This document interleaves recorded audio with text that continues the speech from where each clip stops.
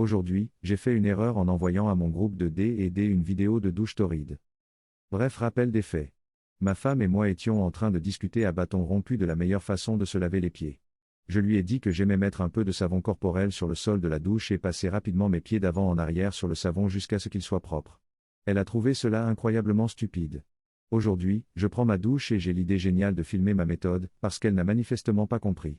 J'attrape mon téléphone et j'essaie de l'équilibrer avec la bouteille de savon. Puis je passe à ma méthode. J'essayais de faire en sorte que la vidéo soit de bon goût, mais je n'étais pas très inquiet, étant donné que la destinataire était ma femme, il y a donc eu un peu de flottement dans la vidéo pendant une brève seconde. Je finis de me nettoyer les pieds et j'envoie la vidéo par Messenger. Et oui, j'ai fait la chose que je n'aurais jamais pensé faire, je l'ai envoyée au chat du groupe D&D. J'ai paniqué et j'ai essayé d'annuler la vidéo, mais le téléphone était très humide, ainsi que mes doigts, et je n'ai pas réussi à le faire.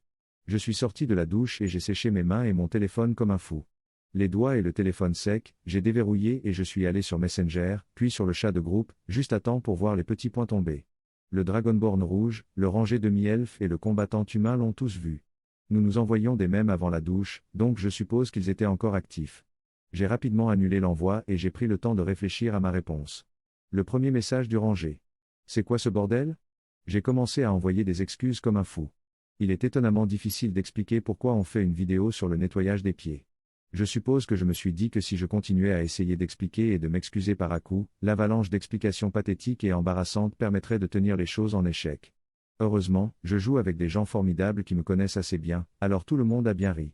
Mais je doute que nous puissions jouer beaucoup à la prochaine session. Je n'ai pas l'intention d'oublier ça de sitôt. Trop long.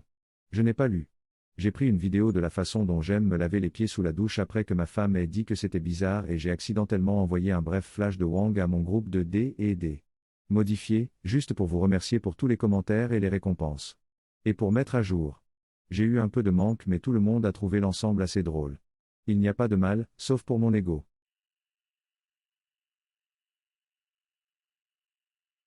Aujourd'hui, j'ai oublié que je conduisais une voiture automatique. Avec du punch aux fruits.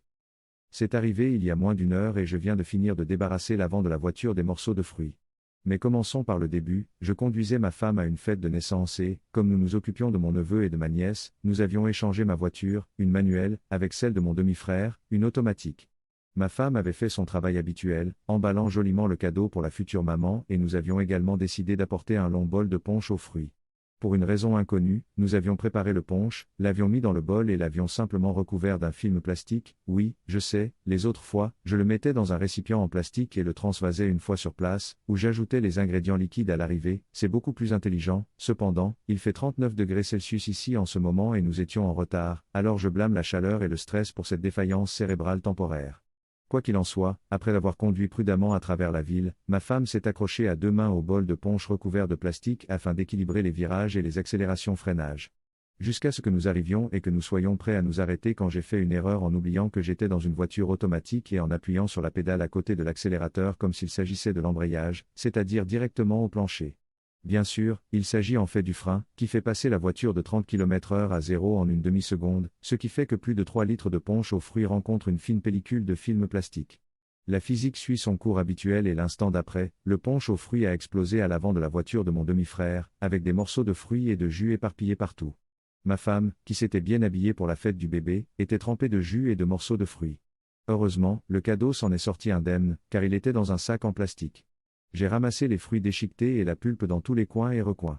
Une fois qu'il aura refroidi, j'irai tout essuyer pour que ce ne soit pas collant et que je puisse rendre la voiture sans qu'elle soit complètement dégoûtante. Ma femme dit qu'elle me pardonne. Elle a reçu des vêtements de rechange de l'hôte de la fête et a décidé de rester. Trop long. Je n'ai pas lu, j'ai appuyé sur le frein au lieu de l'embrayage, ce qui a provoqué une explosion de punch aux fruits sur ma femme et dans la voiture empruntée par mon demi-frère.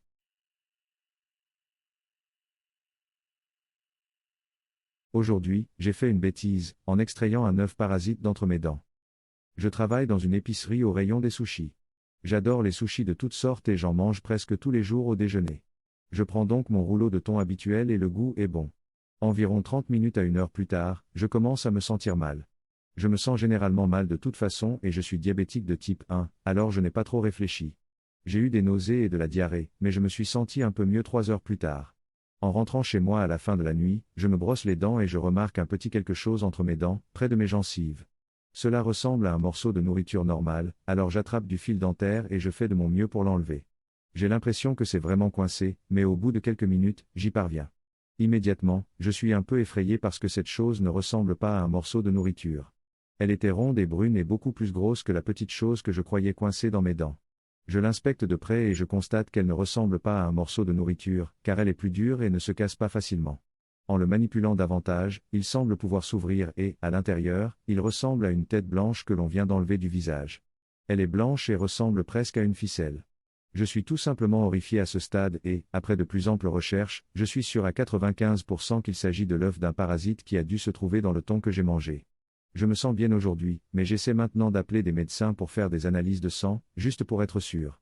Je suis littéralement traumatisé en ce moment et je ne sais pas quoi faire. Trop long. Je n'ai pas lu. J'ai mangé des sushis à l'épicerie, j'ai retiré un gros œuf parasite d'entre mes dents au fil dentaire plus tard dans la journée après m'être senti comme une merde. Je suis horrifié et je pourrais vomir et pleurer en même temps. Et comme petite mise à jour, j'ai décidé de poster la photo que j'ai prise de la chose pour que vous puissiez décider à quoi elle ressemble. Je peux vous garantir que ce n'était pas un morceau de quinoa ou une graine de sésame, la photo est un peu floue car mon appareil photo n'a pas voulu faire la mise au point sur quelque chose d'aussi proche, mais vous pouvez vous faire une idée de ce à quoi cela ressemblait. La taille était probablement la moitié de la taille d'un petit pois, voire un peu plus.